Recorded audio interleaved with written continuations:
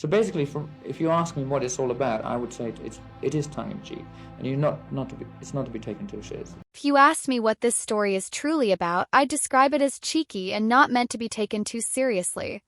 In 1991, Freddie Mercury carried a secret that left his fans stunned. The iconic Queen frontman was terminally ill, but he kept this hidden for years. Though his body weakened, his voice remained strong. To conceal how unwell he was, he filmed his final video in black and white. Near the end, he stopped all treatments except painkillers. Just a day after announcing his illness to the world, Freddie passed away. Today, we're uncovering the truth about Freddie Mercury's final moments. Freddie Mercury was born as Farrokh Bulsara on September 5, 1946, in Stone Town, Zanzibar. His parents, Bomi and Jo, were Parsis with Indian roots. They hailed from the small city of Bulsar, now Valsad, in Gujarat. The family followed the Zoroastrian faith, which has its origins in ancient Persia. From the start, Freddie was different. He was born with 4 extra teeth, and later believed that his unusual dental structure gave him his powerful voice, which spanned from deep bass to high soprano. Freddie was also born a British subject, as Zanzibar was under British rule at the time, a detail that would later open life-changing opportunities for him. When he was 6, his sister Kashmira was born. By 1969, he officially became a citizen of the United Kingdom and its colonies, just as his stardom began to rise. Freddie's early years in Zanzibar were comfortable and calm. His father worked as a cashier in the British Colonial Office's High Court, which gave their family a privileged position. While many lived with very little, the Bulsaras enjoyed a relatively secure life.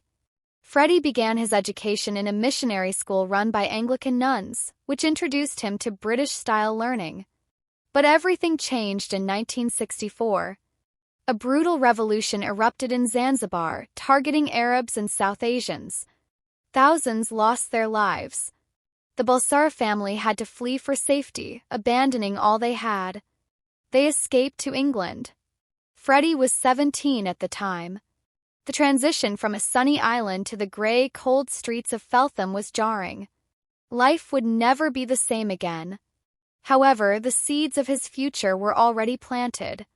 Years earlier, when Freddie was just 8, his parents had enrolled him in St. Peter's School in Panchagni, India. It was a British-style boarding school located in the hills outside Mumbai. The school was strict. Students wore uniforms, followed rigid rules, and spoke proper English. But it was here that Freddie's talents began to shine. The headmaster noticed his musical potential and asked his parents to pay extra for piano lessons. That small choice unlocked something powerful in Freddie. He absorbed music quickly and excelled at everything: sports, drama, painting, and piano. Though shy, he stood out. Other students called him Bucky because of his teeth, but he didn't mind. 12, he won a school award as the best all-rounder, showing the world he could do it all, especially when performing. In 1963, Freddie returned to Zanzibar, full of new ideas and a stronger sense of identity. But even before that, he had already experienced the thrill of performing. St. Peter's, he joined a school band called the Hectics when he was just 12. The group included 4 other boys: Bruce, Derek, Fong, and Victory. They played music by Elvis, Cliff Richard, and Little Richard. Freddie played the piano and occasionally sang. Audiences were amazed at how easily he could replicate songs just by listening. His fingers moved with precision and speed, and at school events the Hectics became a sensation. Kids screamed, clapped, and danced, giving Freddie his first taste of stardom. His musical tastes weren't shaped by rock alone. He also listened to Bollywood legends like Lata Mangeshkar and Kishore Kumar. Their emotional style of singing would later influence Queen's dramatic, theatrical sound. After leaving St. Peter's, Freddie had already completed grade 4 piano exams. But everything fell apart in 1964 when violence consumed Zanzibar. Thousands were killed in a wave of hatred aimed at people like him, Parsi Indians. The Bulsaras fled the island, taking only what they could carry, and started over in England. The beaches and warmth of his past were replaced with grey skies and drab buildings in Feltham, a London suburb. felt like exile. Till something new was beginning. Instead of just surviving, Freddie began to evolve. After finishing school, he enrolled at Isleworth Polytechnic, then moved to Ealing Art College. That's where the transformation truly started. Everything changed when Freddie Mercury stopped experimenting and fully embraced his unique sound. He sharpened his songs, infused them with drama and glamour, making even short tracks feel grand. Then came Killer Queen. Suddenly Queen wasn't just another band, they became the band.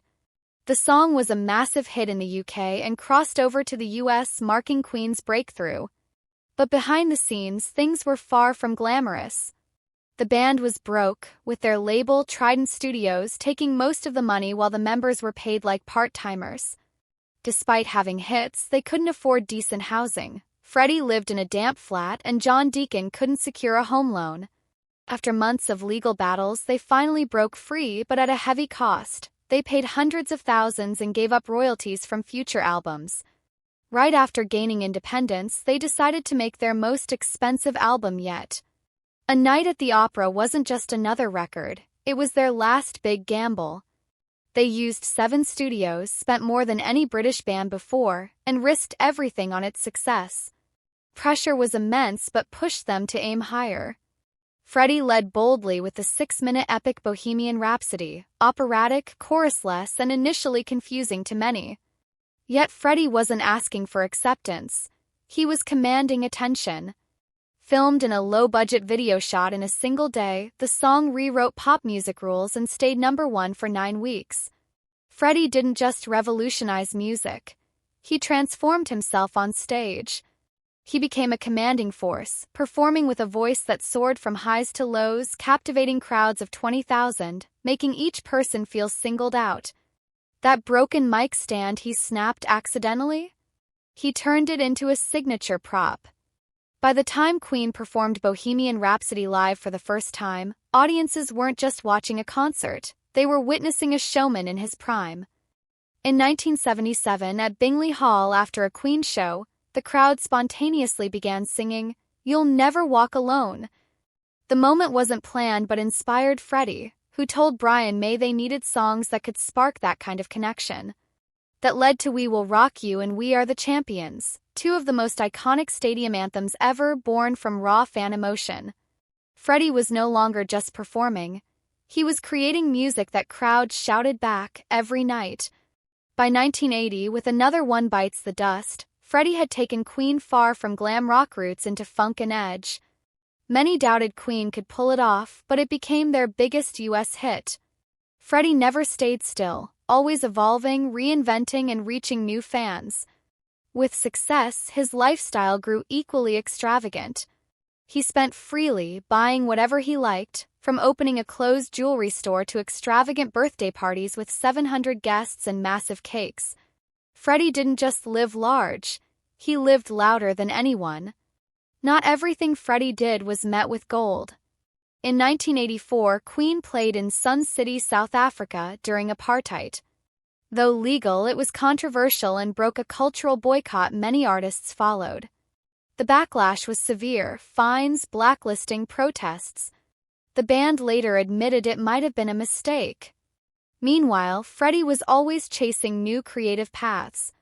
In 1980, Queen made a film soundtrack for Flash Gordon which mixed rock and synthesizers. Fans were divided, some loved the fresh sound, others didn't. Then came Hot Space in 1982, disco, funk and synth-heavy, a big departure from the Queen fans knew. This caused tension within the band. John Deacon and Freddie embraced it, while Brian May and Roger Taylor resisted. Arguments and heavy drinking marked long studio nights. Roger blamed Freddie's manager for pushing the band toward gay club music, while Brian called them emotionally wrecked. Though Hot Space was a flop, its influence rippled widely, catching the attention of stars like Michael Jackson. Amid this turmoil, Queen collaborated with David Bowie in Switzerland, creating Under Pressure. Though Freddie and Bowie often clashed, their energy made the song unforgettable and it topped charts worldwide. By 1983, the band needed a break. Years of non-stop work, touring, and fighting left them exhausted and divided. Freddie and John wanted more dance vibes, Brian and Roger clung to rock. Freddie's loyalty to his manager worsened tensions. Pause gave them time to regroup and remember who they were. In 1984, the works marked a reset. Freddie brought flair, John rhythm, and Brian and Roger reclaimed the guitars, balancing rock and pop. Hits like Radio Gaga and I Wanna Break Free brought Queen back to the charts for nearly 2 years. However, the drag-themed video for I Want to Break Free confused American audiences and was banned on MTV. In Rio, Freddie faced hostility on stage for wearing the costume. Queen never fully recovered their US fanbase. Still, Freddie kept pushing. In 1985, he released his solo album Mr. Bad Guy, full of dance beats, ballads, and playful tracks.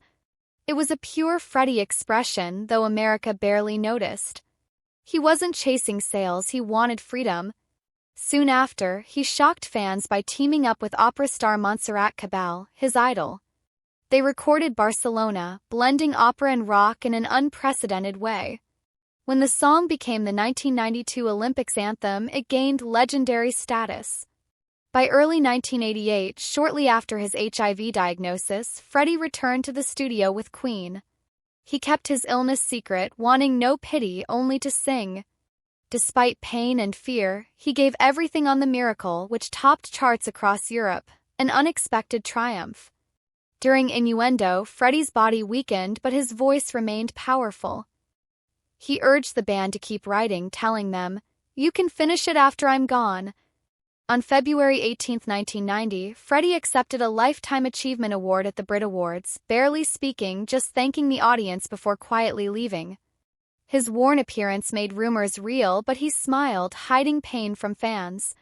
Freddie kept recording through hardship, sometimes barely standing, yet maintaining laughter and lightness in the studio.